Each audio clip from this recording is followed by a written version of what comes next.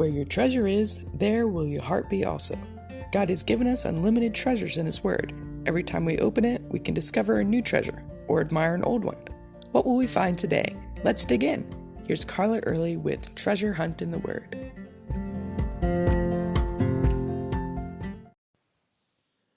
Are you bold and fearless? Or do you get easily intimidated by people with strong personalities or in powerful positions? I tend to be the more easily intimidated category rather than the bold and fearless category. I'd rather be more bold and fearless, and I know God is maturing me and moving me in that direction through all my study on fear throughout the Bible. He's building my faith, teaching me to trust Him, giving me the courage to do what He asks.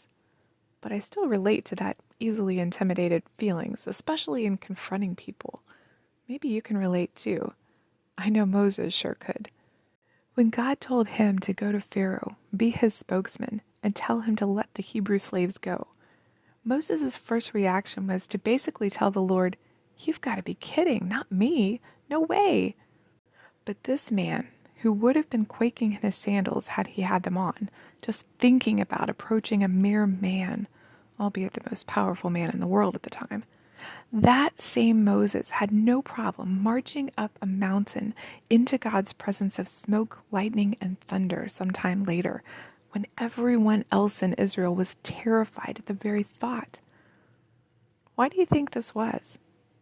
Well, I think we can understand Moses' fear at confronting Pharaoh. Even though he's probably grew up with, or at least near, Egypt's Pharaoh, he knew the danger of approaching this man who thought he was a god. The odds of Pharaoh freeing his entire workforce was about the same as bread falling from the sky in the wilderness, or the Red Sea parting, or, well, it was impossible. The odds were far better that Pharaoh would have him killed on the spot for even suggesting such a thing. So we get that kind of fear. We encounter that every time the Lord nudges us to start a spiritual conversation in a line at a grocery store, or go next door to our neighbor and tell them about Jesus. But what was it about Mount Sinai that was so scary? Well, when they got there, God warned Moses to set a boundary around the base of the mountain, because anyone who even touched it would die. That in itself was enough to be afraid of the mountain. But when Moses gathered the people around it, this is what happened. There were thunderings and lightnings and a thick cloud on the mountain, and the sound of the trumpet was very loud, so that all the people who were in the camp trembled. And Moses brought the people out of the camp to meet with God, and they stood at the foot of the mountain. Now Mount Sinai was completely filled with smoke, because the Lord descended upon it in fire. Its smoke ascended like the smoke of a furnace, and the whole mountain quaked greatly. And when the blast of the trumpet sounded long and became louder and louder, Moses spoke, and God answered him with his voice. That sounds terrifying. But then it says, "The Lord came down upon Mount Sinai, on the top of the mountain, and the Lord called Moses to the top of the mountain, and Moses went up." A little later, God himself spoke the 10 Commandments.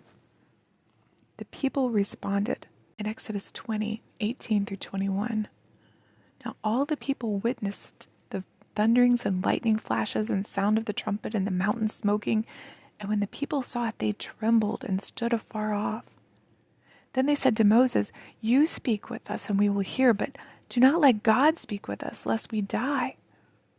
And Moses said to the people, "Do not fear, for God has come to test you, and that his fear may be before you, so that you may not sin."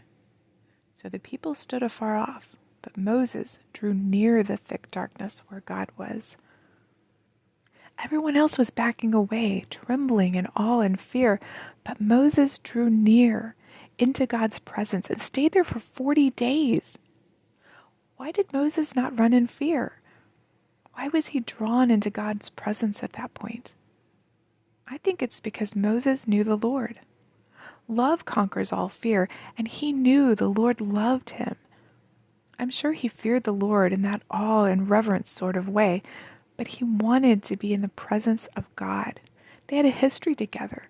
He'd seen the Lord do amazing things in Egypt. through him of all people, to rescue the children of Israel, not to mention the parting of the Red Sea.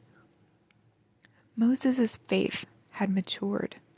He trusted God enough to willingly hike up that mountain into the darkness and fire because he knew that they wouldn't harm him.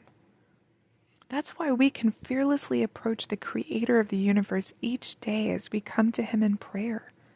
We know his power, and we know how much he loves us.